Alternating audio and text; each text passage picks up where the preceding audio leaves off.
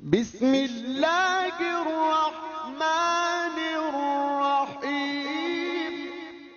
Nah, sekarang kita akan bahas persoalan ketiga tentang al-adalah, ya. Persoalan yang ketiga tentang kaidah dalam menerima suatu hadis dari rawi yang apakah itu bisa dianggap kejujurannya itu diakui.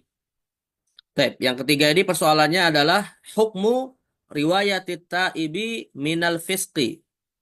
Hukmu riwayatit ta'ibi minal fisqi. Ya, artinya adalah apa? Hukum meriwayatkan hadis dari siapa? At-taib. Apa arti at-taib ya ikhwah? Hmm? Orang yang Sudah bertobat. orang yang Tobat. sudah bertobat dari kefasikan, ya. Kefasikan itu istilah untuk menyebut orang yang sifat adalahnya sudah hilang. Jadi kalau ada seseorang, ya ikhwah sekalian, dia sifat keadalahannya sudah tidak dianggap, ya, maka nanti dia tidak bisa memberikan kesaksian dalam suatu perkara, atau misalnya bagi seorang ayah misalnya tidak bisa menjadi wali atas anak perempuannya untuk menikah, ya, atau tidak bisa menjadi saksi dalam pernikahan. Nah, itu maknanya adalahnya sudah hilang. Kenapa? Karena sudah melekat pada dirinya sifat fasik, ya. Dan fasik itu disebut fasik karena melakukan apa? Melakukan dosa, ya, tapi dosanya adalah dosa besar. Dosa besar atau al-israru fi shaghair, atau dia secara terus-menerus dan menampakkan diri melakukan dosa kecil. Nah, sekarang yang menjadi masalah adalah ada rawi nih. Mungkin awalnya dia dikenal sebagai ya ahli maksiat, ya, mabuk, pendusta, apa mungkin penzina, waliyadzubillah, ya. Tapi kemudian dia bertaubat. Akhirnya setelah bertaubat, belajar, belajar, belajar, hingga kemudian meriwayatkan hadis-hadis Nabi Shallallahu Alaihi Wasallam. Nah, pertanyaannya adalah apakah rawi-rawi yang, ya, atau riwayat-riwayat hadis yang berasal dari para rawi yang dia bertaubat dari kefasikan itu bisa diterima, ya. Nah, ini paham ya masalahnya, ya. Nah, maka apa kata Syatohan? Hukmu riwayat ta'ibi minal fisqi, ya, hukum meriwayatkan hadis yang datang dari orang yang bertaubat dari kefasikan. Nah, dalam masalah ini Syekh Mahmud Tohan menyebutkan ada dua mazhab.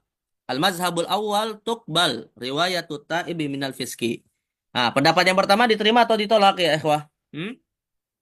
Hadisnya, periwayatannya Diterima. diterima, ya. Pendapat yang pertama mengatakan diterima periwayatan hadisnya. Tapi pendapat yang kedua mengatakan wala tuqbal riwayatut ta'ib minal kadhibi fi hadisi Rasulillah sallallahu alaihi wasallam. Nah, pendapat yang kedua mengatakan tidak diterima kalau kefasikannya itu berdasarkan apa, karena dia pernah, ya, membuat suatu kedustaan yang mengatasnamakan siapa? Nabi Muhammad sallallahu alaihi wasallam. Artinya begini ya ikhwah, bisa kita simpulkan begini, ya. Tidak semua perbuatan fasik itu membuat riwayat hadisnya ditolak. Artinya semua ulama sebenarnya sepakat. Semua ulama hadis semuanya sepakat. Kalau periwayatan hadis itu berasal dari orang yang berbuat maksiat dan maksiatnya bukan dalam bentuk kedustaan atas nama Nabi Muhammad SAW, ya, misalnya seperti dia berbuat fasik sebagai peminum khamar atau sebagai penzina atau bahkan saya pembunuh, ya, selama nih kefasikannya bukan apa? Berdusta atas nama Nabi Muhammad SAW, maka semua ulama hadis sepakat ketika dia bertaubat dari kefasikannya, hadisnya diterima atau tidak? Hah? Diterima atau tidak? Sepakat. Diterima. Sepakat diterima. Sepakat diterima. Berarti titik perbedaan para ulama di mana? Dalam masalah apa, ya?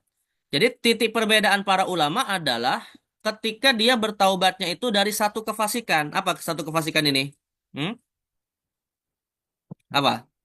Dusta. Bohong. Nah, dusta atas nama Nabi Muhammad SAW. Ya. Tapi dengan catatan, ya, dustanya atas nama Nabi Muhammad, ya. Jadi kalau seorang suami dustanya sama istri, ya, dia poligami tapi nggak ngasih kabar, nggak ngasih informasi, bohong sama istrinya kalau dia punya dua istri, lalu dia taubat, gitu ya. Diterima nggak hadisnya? Sepakat nggak? Ya, sepakat, itu diterima. Sepakat. Itu nggak ada masalah, ya. Karena sekali lagi ini kedustaannya hanya dalam satu kasus, yaitu terkait dengan hak dari Nabi Muhammad SAW. Karena ancamannya sangat berat sekali dari Nabi SAW. Ya man kazzaba alayya muta'ammidan falyatabawa maq'adahu minan nar ya. Barang siapa berdusta atas namaku dengan sengaja kata Nabi, maka disiapkan baginya tempat di neraka. Nah, maka pendapat yang perselisihan para ulama ini konteksnya adalah ketika kefasikannya itu disebabkan kedustaan kepada Nabi SAW meskipun bertaubat. Ya, ulama berbeda pendapat. Ada yang mengatakan riwayatnya tetap diterima, tapi pendapat yang kedua mengatakan riwayatnya tidak diterima dengan alasan zajran lahu wali ghairih. Zajran lahu wali ghairihi. Sebagai bentuk peringatan ya. Untuk dia tidak mengulanginya lagi. Begitu juga peringatan atas rawi yang lain ya. Agar tidak mencontoh apa yang dilakukan oleh sang rawi yang berdusta atas nama Nabi ini ya. Tapi biasanya nih Ikhwan sekalian ya, Syekh Tohan biasanya syetohan itu kalau dia ingin menguatkan suatu pendapat, biasanya pendapat yang dikuatkan itu disebutkan pertama atau kedua. Kalau kita beberapa kali membahas kemarin. Pendapat yang paling kuat menurut beliau. Pertama. Nah, ya beliau menyebutkan dulu ya pendapat yang paling kuat itu biasanya yang posisi pertama. Artinya dalam masalah ini syetohan isyaratnya ya lebih cenderung kepada pendapat bahwa hadisnya diterima secara mutlak selama dia bertaubat secara sungguh-sungguh ya. Jadi apapun dosanya bahkan kesyirikan sekalipun ya. Jadi apapun dosa kefasikannya kalau dia bertaubat, nah, maka kemudian bisa diterima riwayat hadisnya. Ya, apalagi sahabat Nabi kan, sahabat Nabi Muhammad kan juga sebagiannya pernah berbuat syirik ya. Lalu kemudian mereka bertaubat masuk Islam dan akhirnya dikenal kejujurannya dan bisa kita terima riwayat-riwayat dari hadis dari mereka. Nah ini jadi kalau Syekh Tohan intinya mengatakan atau lebih cenderung ya kepada pendapat secara mutlak itu diterima.